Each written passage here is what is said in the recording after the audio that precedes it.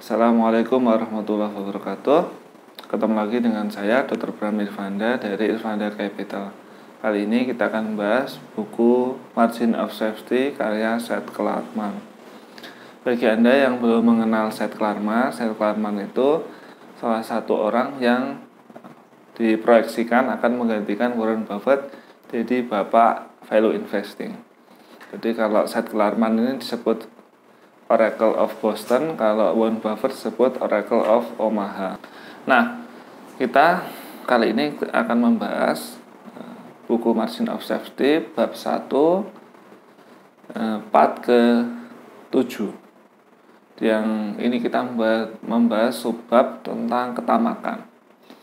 Jadi subbab berjudul ketamakan dan yield peak di tahun 1980. Nah, bagi Anda yang belum paham apa itu yield peak ini bersumber dari dulu di tahun 1979 sampai 1982 di Amerika itu yield dari security atau sekuritas dari bond obligasi yang dari Fed, dari pemerintah Amerika itu lagi tinggi-tingginya. Jadi tahun 79 itu naik dari double digit, dari belasan persen. Kemudian di tahun 1981-82 itu jadi di atas 20%. Jadi kalau di Indonesia contoh ini obligasi negara, jadi ORI, obligasi retail itu yieldnya, itu hasilnya atau bunganya itu per tahun 25%, bayangkan. Jadi siapa investor yang tidak ingin bunga atau bagi hasil dari obligasi sebesar 25% dan itu dijamin aman? Yang terjadi adalah orang-orang pada masuk ke obligasi itu semua. Yang terjadi di tahun semua orang masuk ke situ, kemudian orang-orang ini sudah jadi kecanduan. Karena kecanduan akibatnya, terus ketika suku bunganya turun, suku bunga dari The Fed turun, jadi double digit di 1983 karena inflasinya ikut turun, maka terus yieldnya ikut turun. Yang terjadi adalah ketika yieldnya turun, maka orang-orang itu merasa, karena sudah merasa keenakan dengan yield tinggi, dia akan mencari yield yang tinggi juga atau mencari tingkat bunga yang tinggi juga. Kemudian yang terjadi adalah Wall Street, karena banyak yang mencari obligasi dengan tingkat bunga yang tinggi, maka Wall Street menyediakan. Karena Wall Street itu, atau kalau di Indonesia pasar saham atau perusahaan sekuritas itu cuma dia menyediakan apa yang dibutuhkan. Nah, investor yang sudah tamak karena biasa mendapat imbal hasil besar dari bunga di obligasi negara di Amerika, jadi dia merasa harus dapat imbal hasil besar juga ketika obligasi negaranya sudah turun jadi single digit.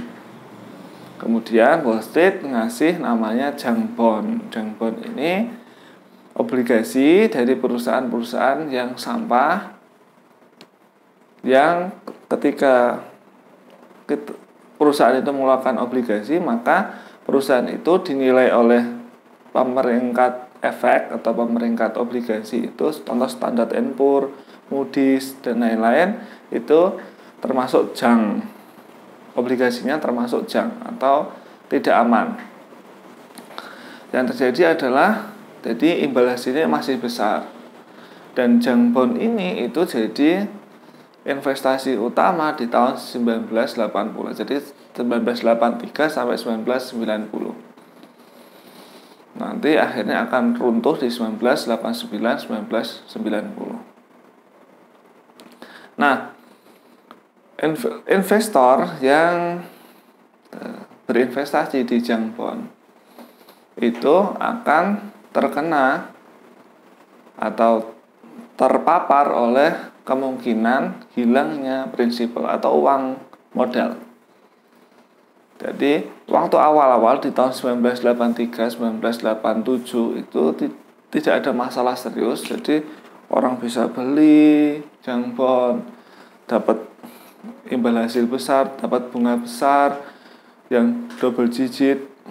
Tapi kemudian setelah tahun 87 dan crash 87, di 88 mulai ada yang collapse. 89 mulai krisis, 90 hancur. Nah, investor-investor yang memegang junk bond ini di tahun 89 dan 90 akhirnya mereka bangkrut. Karena apa? Dan banyak yang mengalami kerugian karena perusahaannya yang menerbitkan junk bond ini bangkrut juga. Nah, kasus lain akibat greed di tahun ini masih membahas di tahun 1980.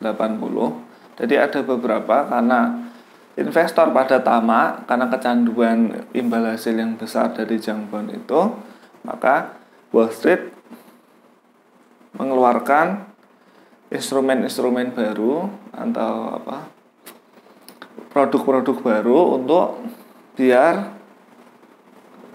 menyediakan atau memberi makan pada yield pig.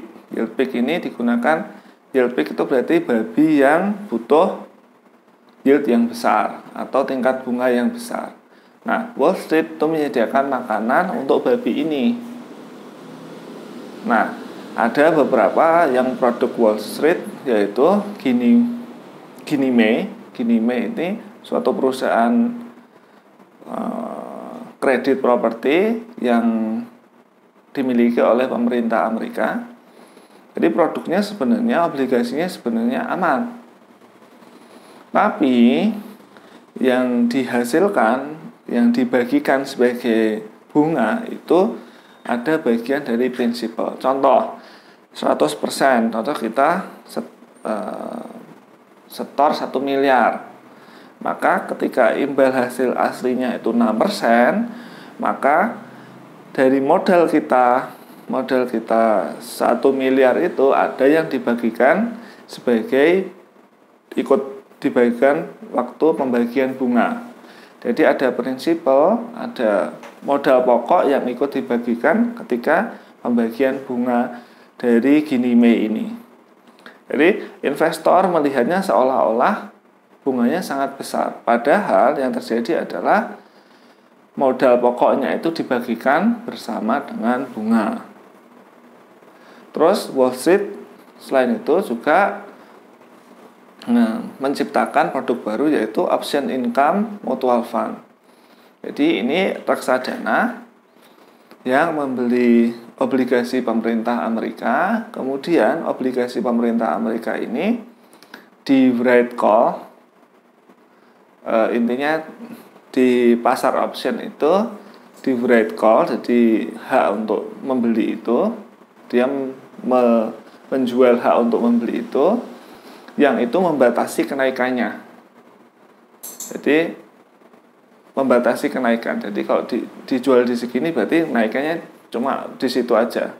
Tapi ada resiko penurunan yang itu tidak dibatasi. Jadi daripada option income sebenarnya sama saja dananya di reksadana ini itu lebih baik diasuransikan saja.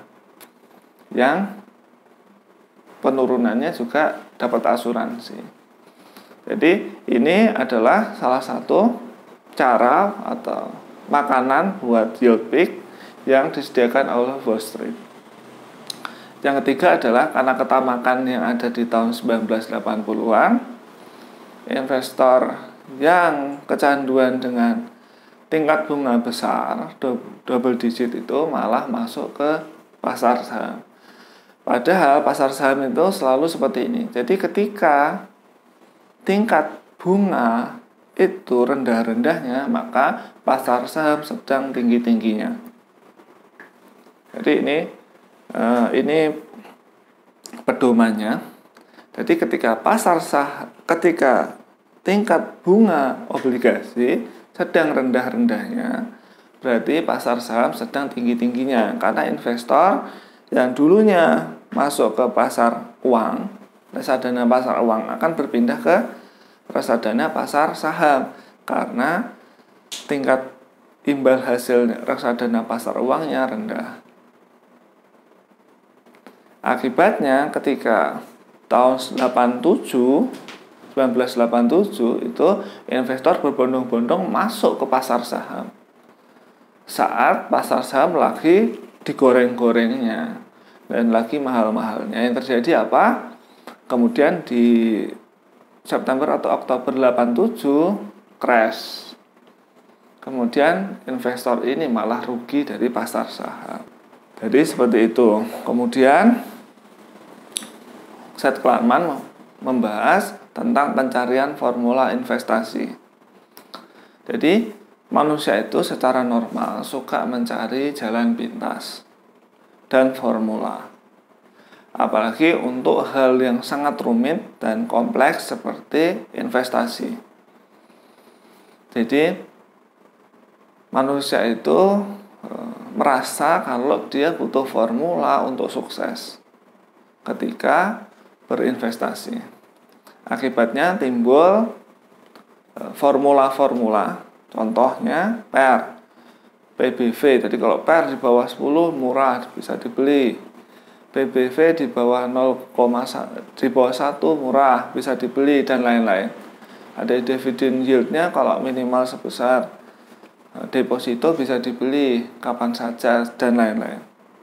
Jadi orang-orang ini itu merasa membutuhkan formula-formula ini untuk sukses.